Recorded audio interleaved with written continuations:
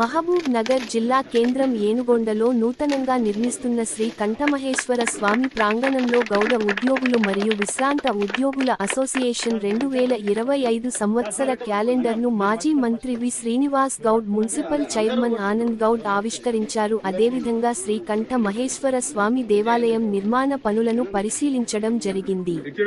ఈ కార్యక్రమంలో అధ్యక్షులు వెంకట స్వామి గౌడ్, ప్రధాన కార్యదర్శి రాజయ్య గౌడ్, మాజీ గ్రంథాలయ చైర్మన్ రాజేశ్వర్ గౌడ్, చంద్రకుమార్ గౌడ్, సాయిలు గౌడ్, లోకయ్య గౌడ్, శ్రీనివాస్ గౌడ్, వెంకటేష్ గౌడ్, సత్యనారాయణ గౌడ్, బాలరాజు గౌడ్, నారాయణ గౌడ్, పురుషోత్తం గౌడ్ మరియు తదితరులు పాల్గొన్నారు.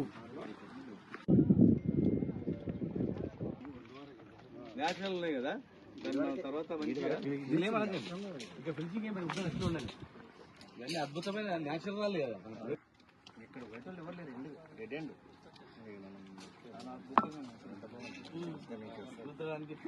ఎంత న్యాచురల్ రాళ్ళు నేను అన్నీ. ఇదేం ఇక్కడ IT tower, Amar Raja, bypass road, medical college, KCR park, double bedroom ఇంకా కడతారు, చిన్నది కట్టేస్తారు.